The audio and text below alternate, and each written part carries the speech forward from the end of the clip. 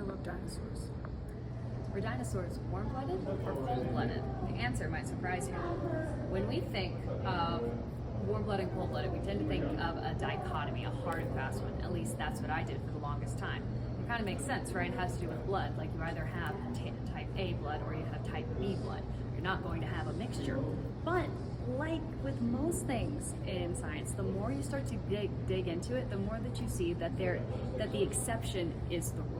So essentially, the difference between warm-blooded and cold-blooded is just, am I providing my own energy to make myself warm, or am I getting heat from the outside? That's all that it is. Cold-blooded means, you know what, I'm gonna outsource that. But then if it gets cold outside, I haven't put a lot of my stats into an ability to make myself warm. Warm blood goes, you know what, I'll take care of it. I'm gonna heat myself, not gonna wait on the outside environment. But then you have to eat a little bit more.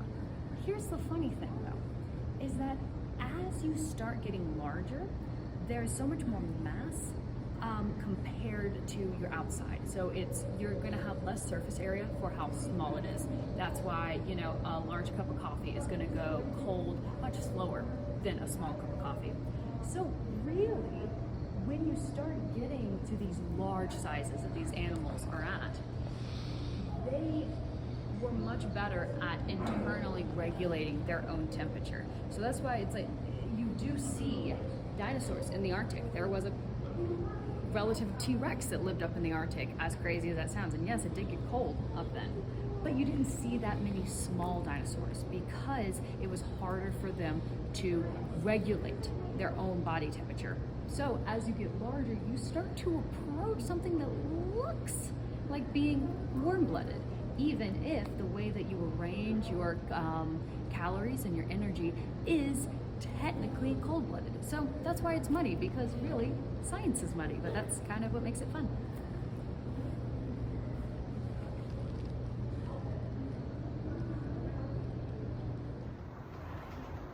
That is one of our earliest ancestors that split away from the rest of the reptiles that would become the dinosaurs. Yeah, that thing with the sail, Dimetrodon. It's a synapsid. It would later become the mammals and become us. So there's a lot of dinosaurs out there, and we keep discovering new ones every single day. But in general, there's going to be 3 groups. Really? There was a split into 2. You pretty much have all of your 2-legged meat eaters and your long necks over here. And then you have all your weird guys over here. Your weird guys are going to be your Triceratops, going to be your Stegosaurus, the short neck 4-legged guys. Those are the Ornithicia, they got bird hips, okay? Then you have your Sauroxians. I'm probably not pronouncing that right, but I know what it is. I know how to recognize it. You have your 2-legged meat-eating guys. You have your long neck guys. Then from there, what happens with your 2-legged meat-eating guys is that essentially, if you look, there's only so much space on the shoulder for things to connect to.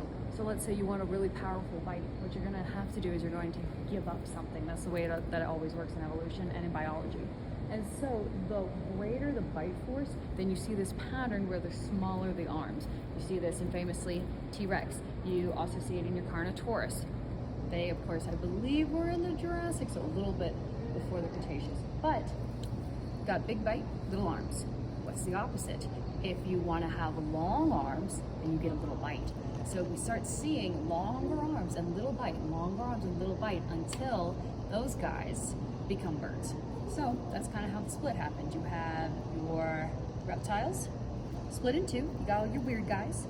Then you have long neck meat-eating guys. And then you have big bite meat-eating guys, and then long arm meat-eating guys that turn into birds. And that's how we got there.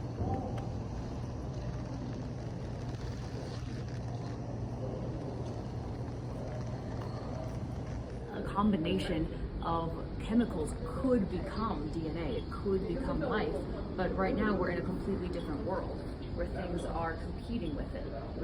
They wouldn't stand a chance. So what's cool is that these guys only stood a chance because there was nothing else. And what we see with the history of evolution is essentially an arms race. One thing starts to evolve a different strategy, it comes with a different ecological niche, and then something else will pivot to compete. So, fun fact.